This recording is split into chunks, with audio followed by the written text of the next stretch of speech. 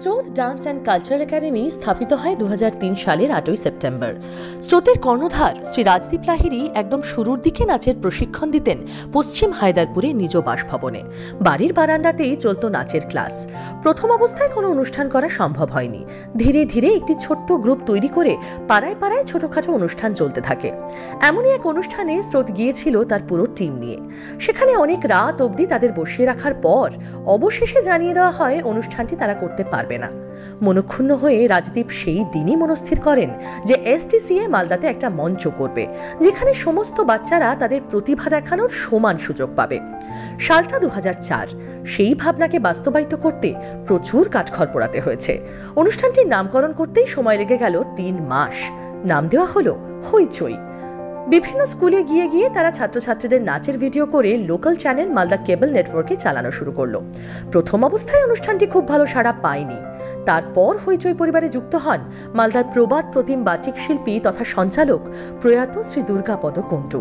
তার অভিভাবক সুলভ গাইডেন্স ও উৎসাহে অনুষ্ঠানটি মানগত উৎকৃষ্টতা লাভ করতে থাকে, যদিও তিনি কোনোদিনই তার জন্য একটি টাকাও পারিশ্রমিক নেননি। আমরা তার কাছে চিরঋণী। সেই অনুষ্ঠানের গ্র্যান্ড ফিনালেতে যিশু সেনগুপ্ত, চুমকি চৌধুরী, জয়জিৎ ব্যানার্জির মতো টলিউডের বিখ্যাত অভিনেতারা উপস্থিত ছিলেন। অঞ্জন চৌধুরী ফিল্ম একাডেমির পক্ষ থেকে সকল বিজয়ী ছাত্রছাত্রীদের হাতে সার্টিফিকেট তুলে দেওয়ার সাথে সাথে পরবর্তীতে অনেককে সিনেমাতেও সুযোগ করে দেওয়া হয়। হইচইয়ের গ্র্যান্ড ফিনালে অনুষ্ঠিত হয় 2006 সালের 26শে ডিসেম্বর। তারপর 2007-এর 31শে ডিসেম্বর নিউ ইয়ার নচলে। হইচই সিজন 2 ফিরে আসে 2009-এ। 2011-তে ডান্স বাংলা ডান্স খ্যাত পান্তা ভাতে কুন্ডু ওরফে দীপান্বিতা কুন্ডুকে নিয়ে দীপান্বিতা নাইট অনুষ্ঠিত হয়, যেখানে উপস্থিত ছিলেন মিরাক্কেল খ্যাত মনোজিৎ হাজরা। 2012-তে রাজেশ খান্নার স্মরণে মালদা কলেজ অডিটোরিয়ামে অনুষ্ঠিত হয় কাকাকে জানাই প্রণাম। 2013-এ হইচই সিজন 3 আরও বড় আকারে ফিরে এসে তাক লাগিয়ে দেয়। বিখ্যাত অভিনেতা নীল মুখার্জি উপস্থিত ছিলেন সেই অনুষ্ঠানে। 2014, 2016, 2018 একের পর এক বাৎসরিক অনুষ্ঠানের পাশাপাশি বিভিন্ন বিদ্যালয়ের ও অন্যান্য সাংস্কৃতিক অনুষ্ঠান পরিচালনা করতে থাকে এসডিসিএ ম্যানেজমেন্ট।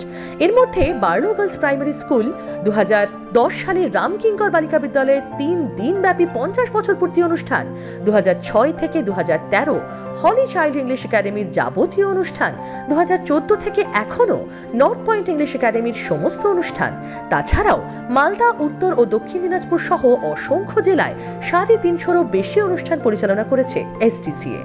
মঞ্চসজ্জা, মঞ্চ পরিচালনা, ডিরেকশন, অ্যালবাম মেকিং, বিভিন্ন দোকানের ad shoot, dance video shoot, যাবতীয় কর্মকাণ্ডের সাথে বহু বছর ধরে জড়িত এসটিসিএ।